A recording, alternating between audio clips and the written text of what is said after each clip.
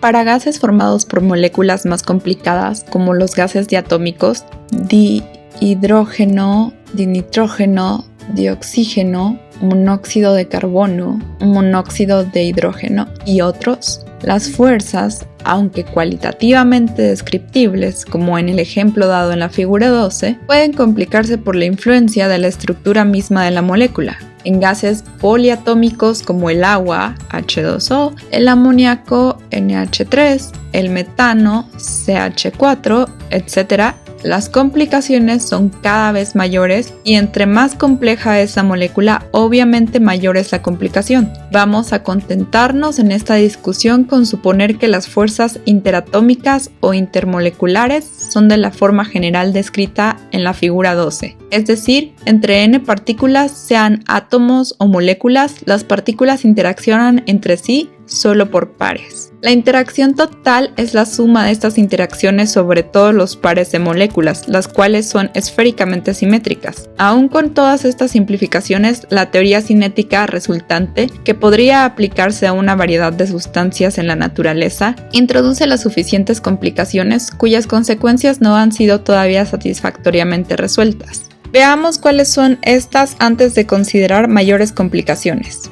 Gases reales. Imaginemos ahora un recipiente repleto de átomos o moléculas entre las cuales existe una interacción como la presentada en la figura 12. ¿Cómo afecta esta modificación en la fuerza interatómica de la dependencia de la presión con el volumen y la temperatura? ¿Y la dependencia de la energía interna con la temperatura? La respuesta a estas preguntas ya no es tan sencilla como las que pudimos dar en el caso del gas ideal. En la ecuación de estado del gas ideal, la cual se obtiene sintetizando la ley de Boyle y la de Charles, que vimos en el capítulo 4, véase apéndice 2, P V mayúscula es igual a V minúscula RT, donde P es la presión, V mayúscula es el volumen, V minúscula es el número de moles en el gas, R es una constante y T es la temperatura. El volumen V que aparece en el miembro izquierdo es el volumen total del recipiente que contiene a las partículas. Esto implica que tácitamente hemos despreciado primeramente el volumen ocupado por las moléculas. En efecto, si estas son esferas de radio d sobre 2, el volumen ocupado por cada una de ellas es de 4/3 de pi por d sobre 2 al cubo, que es igual a 1/6 de pi d cúbica. Si hay n moléculas en el gas, ocuparán un volumen de n sobre 6 pi por d cúbica. Y por lo tanto, el volumen del espacio del contenedor accesible a ellas será de V mayúscula menos n sobre 6 por pi por d al cubo. A este volumen Clausius le llamó el covolumen y propuso en 1851 que la ecuación de Boyle para el gas ideal se sustituyera por P por la diferencia entre V mayúscula menos B y eso es igual a RT, donde B es n sobre 6 pi por d al cubo. Es el covolumen. Esta modificación de la ecuación de estado es acertada, pero no muy relevante. Un gas que obedece la ecuación de Clausius no difiere mucho en sus propiedades de las de un gas ideal. Pero en 1872, el gran físico holandés J.D. van der Waals hizo que, debido a las fuerzas atractivas entre las partículas, la presión efectiva sobre una superficie dada tendría que ser modificada. Una molécula que se acerca a una pared va a pegarle menos fuerte al verse sometida a la atracción de las moléculas que lo rodean. Por tanto, la fuerza del golpe es menor y eso redunda en una presión que tendrá que ser corregida por la presencia de estas fuerzas atractivas. Razonando con respecto a las ideas que se dan a lo largo de estas líneas, Van der Waals logró modificar la ecuación de Clausius sustituyendo el valor de la presión P por otro más complicado, que toma en cuenta la presencia de dichas fuerzas. La ecuación resultante, ahora más conocida con el nombre de la ecuación de Van der Waals, representó el avance más notable en nuestro entendimiento del comportamiento de los gases reales alcanzado en el siglo XIX. Vale la pena insistir que de tal ecuación es posible obtener una imagen cualitativa global de cómo se comporta una sustancia pura, no solo en la fase gaseosa, sino también en la región donde el gas coexiste en equilibrio con el líquido, lo que comúnmente llamamos ebullición, y en la región donde la sustancia existe en forma de líquido. Como vemos, con una modificación relativamente simple de nuestro modelo cinético podemos pasar de la abstracción a una situación más apegada a la realidad. Los gases reales, como los conocemos en la vida cotidiana, el aire que respiramos, el vapor de una caldera, el anhídrido sulfuroso con que contaminamos el aire, SO2, el amoníaco con que fabricamos fertilizantes, el dióxido de carbono en que convertimos el oxígeno por el proceso de respiración, etc., tienen propiedades todavía más complicadas que las que pueden predecirse de un modelo cinético como el usado por Van der Waals. No obstante, este modelo ha servido para generar otros más complicados que permiten incorporar en su descripción a gases como los arriba mencionados. Así pues, la teoría cinética nos permite establecer la plataforma mínima del conocimiento a partir de la cual esas extrapolaciones tienen una base molecular.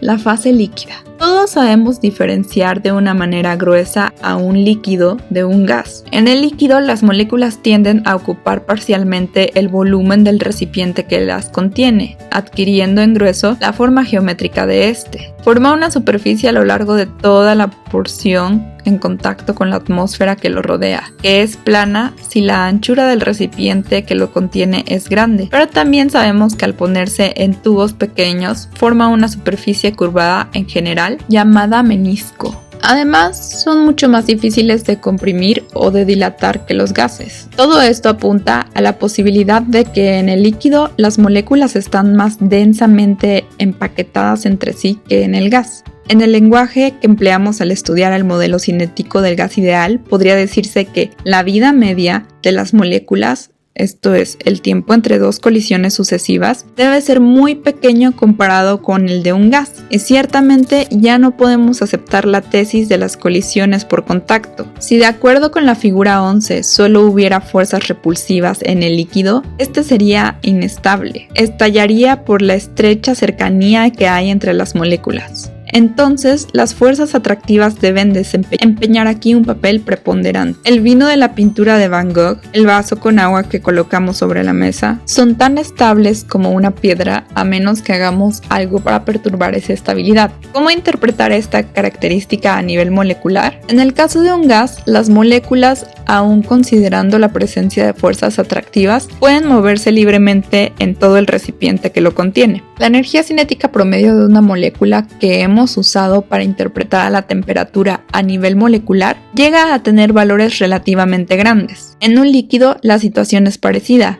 excepto que debido a su mayor densidad, o sea, al mayor número de moléculas por unidad de volumen, hace que la distancia intermolecular promedio sea mucho menor que para un gas. Una molécula, a pesar de chocar con sus vecinos, un gran número de veces queda enjaulada por ellos hasta que puede finalmente encontrar un hueco para escapar por otra región, no menos densa que la anterior, y de la cual tendrá también dificultades para salir. Ver figura 13.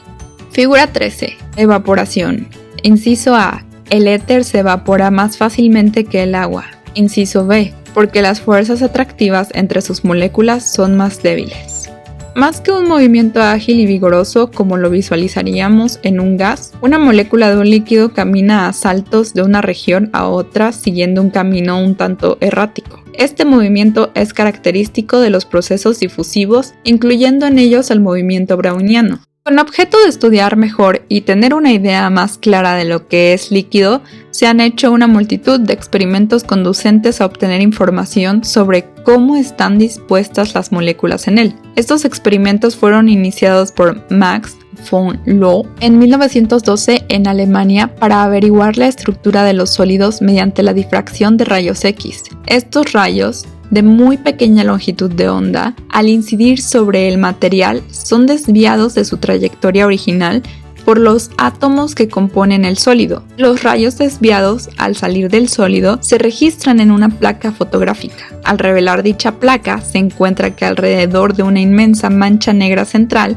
que corresponde al rayo no desviado, hay un patrón de manchas más débiles dispuestas en un arreglo geométrico. De aquí pudo inferir von Laue que los átomos en un cristal están dispuestos de tal manera que forman un patrón ordenado con geometrías bien definidas. al radiografiar a un líquido se obtienen resultados sorprendentes. En efecto, si fijamos nuestra atención sobre una partícula arbitrariamente escogida de líquido, se observa que sus vecinas más cercanas no están dispuestas de manera irregular, sino que obedecen a un arreglo que guarda cierta semejanza con el orden geométrico que se observa en el mismo material en fase sólida. Sin embargo, a medida que nos alejamos de la molécula escogida, las vecinas próximas más cercanas exhibirán menos orden, y a distancias alrededor de unos cuantos diámetros moleculares, la disposición de las moléculas es más o menos al azar. Por ello se dice que los líquidos exhiben solamente orden de corto alcance. Esta distancia, a la cual se pierde el orden semejante a la del sólido, se va reduciendo paulatinamente a medida que aumentamos la temperatura, y desde luego se pierde totalmente cuando el líquido empieza a evaporarse. ¿Cómo podemos ahora pensar sobre lo que es la presión o la energía cinética promedio por molécula en el líquido?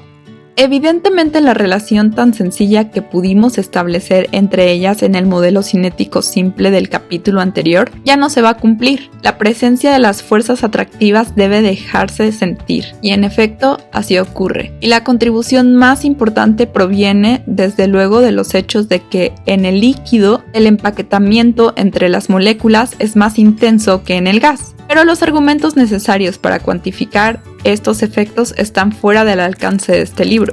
Ahora bien, la energía cinética promedio por molécula también se modifica. En los líquidos, el comportamiento entre las moléculas también da una contribución adicional a la energía total de las mismas. Su energía es, pues, no solo cinética. Además, en el caso de líquidos formados por moléculas complicadas, estas pueden realizar movimientos de vibración y rotación que a su vez generan contribuciones a la energía total. Uno de los problemas de actualidad en la teoría de los líquidos siempre es el de encontrar la forma adecuada tanto de la fuerza interatómica como función de la distancia, como de otros factores característicos de la estructura molecular que den lugar a valores teóricos de la presión y la energía interna de un gas, los cuales sean simultáneamente consistentes con los valores experimentales. Y hablamos aquí de líquidos simples porque este programa todavía no se ha llevado a cabo completamente para líquidos como el nitrógeno, el argón, etc. Para otros como el agua, el benceno, el tetracloruro de carbono, esto es, líquidos más complejos, el problema es bastante más complicado.